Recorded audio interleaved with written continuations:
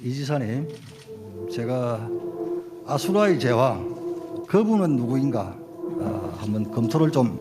누가 도둑이냐 이렇게 얘기를 하면 도둑을 작물을 가진 사람이 도둑인 게 맞습니다. 자, 이제 이 지사님, 제가 아수라의 제왕, 그분은 누구인가 한번 검토를 좀 해보려고 합니다. 자, 시작합시다. 당군도 놀랄 그분의 괴력에 대해서 이야기해 볼게요. 그분은 당군도 놀랄 만한 괴력을 가졌습니다. 한국 정치 참 부끄럽죠. 그분 이전 시대에는 이 기업에서 돈 뜯어가고 저 기업에서 돈 뜯어가는 뜯어쓰는 시대다. 이제 그분은 뜯어쓰는 시대는 가라. 이제 나는 만들어 쓴다. 그분의 시대는 대장동, 위례, 백현, 코나이, 성남FC 등을 통해 알 수 있듯이 인허가권과 작업조를 이용해서 1조 원이라는 돈도 만들어 쓰는 시대로 만들었다. 엄청난 괴력을 가지고 있죠. 다음 볼까요? 단 1원도 안 받았다는 설계자는 어떤 사람일까요? 돈을 만든 자, 돈을 가진 자 위에서 돈을 지배하는 자입니다. 그분은 돈을 자기 주머니에 가지고 있는 것이 중요하지 않습니다. 그분이 쓰고 싶은 곳에 쓰고자 할 때 그분의 의사대로 지배력을 행사하면 그게 곧 그분의 돈입니다. 돈으로 무죄 사고, 즉 재판 거래 의혹을 말합니다. 호화 변호사 선임하고 선거 때 조직 굴리기 위해 돈을 지배하는 자가 그분입니다. 그분은 대한민국 공직자 뉴노멀을 만들었습니다. 새로운 기존을 만들었습니다. 혈중 알코올 농도, 면허 취소 수준의 음주운전, 검사 사칭, 무고죄, 특수공무집행 방해, 공용물건 손상 등 전과 사범입니다. 형수 폐륜 욕설, 여배우 스캔들, 정신병원 강제 입원, 고소고발 남발 등 이런 화려한 전적이 있어도 성남시장, 경기도지사, 민주당 대선 후보가 될 수가 있습니다. 엄청난 뉴노멀을 만들었죠. 그분이 청와대보다 감옥과 가까운 이유에 대해서 보겠습니다. 권순일 전 대법관은 2020년 9월 퇴직 후에인 지난해 11월 화천대유의 고문으로 위촉됩니다. 매월 1,500만 원 정도의 보수를 받으며 법률 자문을 했다고 합니다. 김만배는 그분의 선거법 위반 사건 대법원 판결 전후로 8차례나 당시 권순일 대법관 집무실을 방문했다고 합니다. 또 고액의 돈 약속도 했다는 의혹까지 있습니다. 이 때문에 권순일 전 대법관은 이 지사의 대법원 판결 때 무죄를 낸 것에 대한 사후 수뢰죄까지 의심받는 상황입니다. 또 그분은 자신의 재판을 위해 30여 명의 초호화 변호인단을 구성했습니다. 비슷한 규모의 변호인을 꾸렸던 효성그룹 조현준 사장은 400억 원을 지불했다고 전해지고 있습니다. 하지만 그분은 사생활이라서 구체적으로 말씀드리기 적절치 않다고 합니다. 그러면 이명박 대통령 변호사 대납도 사생활입니까? 그런데 이명박 대통령은 어찌하여서 변호사 대납 관련해서 뇌물죄로 유죄를 선고받았습니까? 친여 시민단체가 상장기업 S사의 그분 변호사비 대납 의혹을 제기했습니다. 대납이 사실이면 뇌물죄에 해당합니다. 그분의 가면 뒤 실체를 보겠습니다.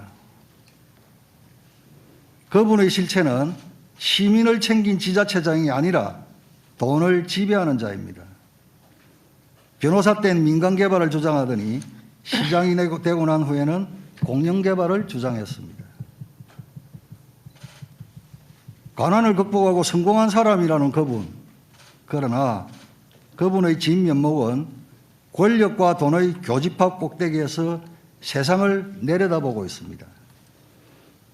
서민을 위한다는 그분은 오히려 서민을 위한 임대주택 용지 비율을 축소하고 국민에게는 기본 시리즈의 기본을 강조하면서 자신의 주변은 돈벼락을 맞고 그 돈을 주무르는 사람들로 가득합니다. 그분의 승승장구는 앞으로 우리 아이들의 교육에 준법과 도덕이라는 가르침은 없애야 하는 시대가 될 것이라는 점을 의미합니다. 이기면 무법도 법이 되고 무도함도 예가 되고 폐륜도 출세할 수 있는 시대가 될 것입니다. 막 살아도 권력만 주면 된다는 교훈을 우리 아이들에게 가르칠 수는 없습니다. 지금의 자리도 그분에게는 온당치 않습니다. 앞으로도 이런 이상현상이 반복되어서는 결코 안 됩니다. 특검 거부로 그분이 누구인지 인정되었습니다. 오죽했으면 여의도 옆 대나무숲 민주당 보좌진의 외침입니다. 우리 당 60년 역사 김대중 노무현 문재인을 대통령으로 배출한 당에서 이런 사람이 대선 후보라니 나 솔직히 참담하고 창피하다.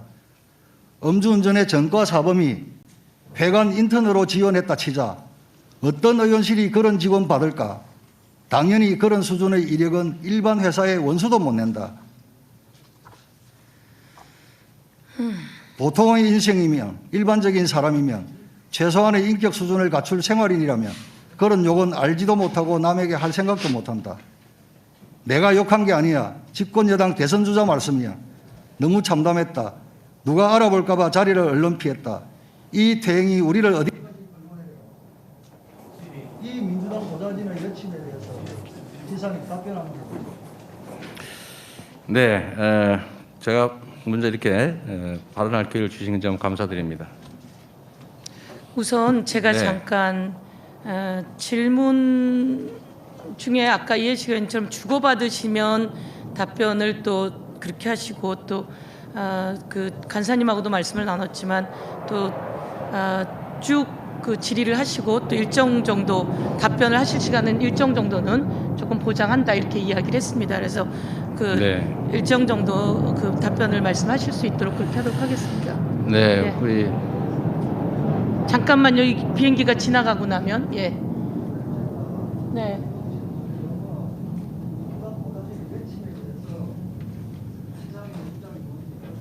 네, 어떻든 하여간 답변에 일정 공정성은 이렇게 같이 하도록 하겠습니다. 예, 말씀하십시오. 제가 먼저 제일 중요한 게 대장동 문제이기 때문에 지금 뭐 그 부분 하시는데 제가 예화 한번 보여드리겠습니다. 세상에 단순한 이치가 있습니다. 누가 도둑이냐 이렇게 얘기를 하면 도둑을 작물을 가진 사람이 도둑인 게 맞습니다. 이거 질문에 있던 겁니다. 예, 답변하십시오. 질문에 저기 있던 겁니다. 질문하셨고 지난번에도 그런 게 있어서 일정 시간은 아니 그렇게는 이게 국정감사가 의원님 아시고 계시겠지만 일정 정도 답변 들으시고 자, 난 다음에 그리고 이야기하시죠. 우리 김도부 의원님 얘기하실 때도 다 들었으니까 좀 듣고 나서 시간은 어떻든 좀 배분을 할 테니까 그렇게 하시죠. 예, 우선 조금 기다려 네. 주십시오. 예, 말씀하십시오. 예. 그리고 부정부패의 주범은 돈을 받은 사람입니다. 이 말씀 드리고요. 돈을 준 사람은 이지사님 죄책거리예요. 네, 의원님, 네, 제가 답변 좀 드리고 하시면 좋을 것 같고요. 제가 자꾸 돈을 제가 줬다는데 제가 말씀드렸지 않습니까? 제가 만약에 진짜 화천대유의 주인이고 돈을 가지고 있다면 정말 길 가는 강아지에게 던져줄지라도 고문치사, 정치사가 아니라 유서 대필 사건 조작했던 곽상도 의원 아들 같은 분한테는 절대 한 푼도 줄 수 없다 이런 말씀 드렸잖아요. 제가 왜 거기다 드리겠어요? 여기 의원님들을 드릴지 뭐 혹시 모르겠지만. 그리고 아까 말씀하신 것 중에 제가 뭘 해먹었다 이런 취지인데요. 의원님, 분명한 사실은 의원님께서 소속하고 있는 국민의힘의 과거 새누리당이 당의 당론으로 공공개발을 막았습니다. 그 막는 바람에 저희가 질문에 답하는 중입니다. 혹시 불편하시더라도 저도 1380만 명을 대표하는 도지사입니다. 답변할 수 있는 기회는 주시면 좋겠고요. 질문 질의했으면 반박 자료가 언론에 그대로 지금 실시간으로 반박 자료 바로 나갑니다. 뭐 상관없습니다. 그 당연히 하시겠죠. 질문 질의했으면 단일에도 답변할 수 있게 해주세요. 그런 법이 어디 있어요? 그런 법이 여태 있었습니다. 자, 여러분, 어떻든 자, 질문하신 제가- 거에 대해 답변할 수 있는 일정량은 보장해야 되는 게 서로 알고 계시는 거고요.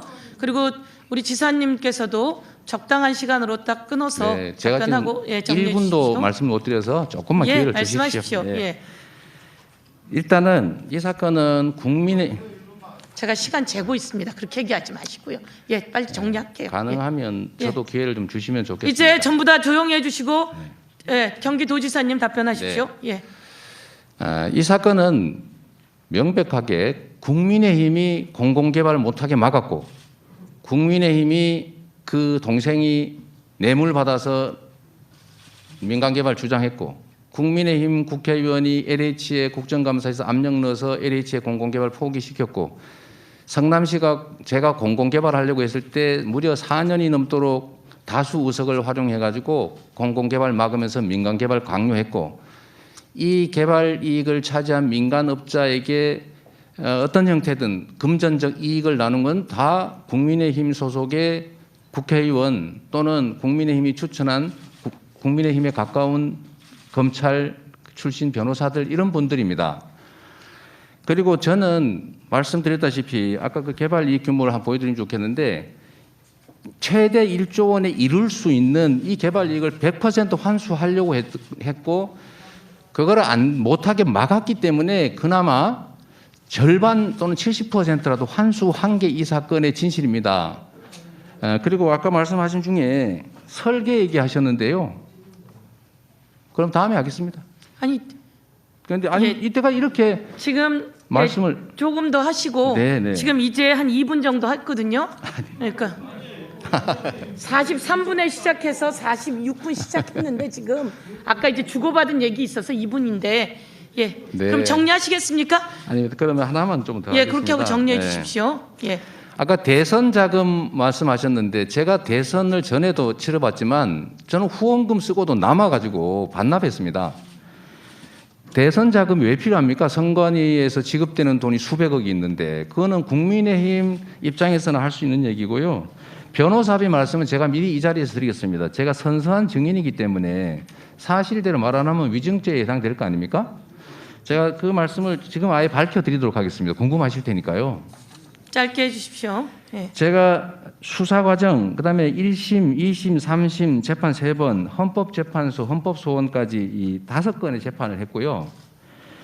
여기에 선임된 사람은 개인 사명 법무법인 6곳입니다. 무슨 30명 하시는데 다 아시잖아요. 무슨 어디 하우 선임하면 거기 몇 명 지정하시잖아요. 그건 한 명이죠. 제가 선임한 건 6명이었고요. 개인 4명의 법무법인 6명이었고요. 이 중에 한 개 법인이 사임을 했습니다. 이거 빼고 그러니까 또 민변 전임 회장 3분이 지지 차원에서 변론에 참여하지 않고 서명해 주신 게 있어서 총 14명이고요. 네. 저는 변호사비를 농협하고 삼성증권 계좌로 다 송금했고 그 금액은 2억 5천만 원이 조금 넘습니다. 그리고 예, 대부분 다 정리해 사법연수원 동기거나 대학 친구, 법대 친구들 이런 분들이어서 효성과는 비교하지 않으시면 좋겠고요. 저는 2억 8천 몇백만 원 낸 것도 너무 저한테는 큰 부담입니다. 그런데 이런 데면 400억 변호사비 줬다는 얘기를 비교하시는 건 옳지 않은 것 같고요. 아까 네. 무슨 재판 거래 말씀하셨는데 예. 아니 이 말씀 마저 드릴게요. 이거 궁금하시지 않습니까? 자, 도지사님 이제 그 내용은 고요 맞아. 그 부분만 변호사비 얘기만 마저 하겠습니다. 좀 그럼 하실 것 요것만 같으세요? 정리하고 넘어가는 것으로 하겠습니다. 네. 그 변호사비를 대납했다고 하시고 무슨 저기 모 대법관하고 재판 거래를 했다는데 상식적으로 제가 2015년에 예측을 해가지고 내가 나중에 재판을 받게 될 것 같다, 유죄가 될 것 같다, 대법원 갈 것 같다고 해서 미리 준비했다는 얘기는 아니실 것 같고, 그 다음에 대법원이라고 하는 게 13분이 계신데 그 중에 한 명한테 뭘 한다고 해서 되지도 않을 일이고요. 나머지 무슨 변호사비를 뭐 얼마를 누구한테 대납을 시켰다 이런 얘기는 이거는 아무리 국정감사장이라고 하고 면책 특권이 있다고 해도 이건 지나치신 거 아닌가 그런 생각이 좀 들어서 조금 자제해 주시길 부탁드립니다. 자, 아니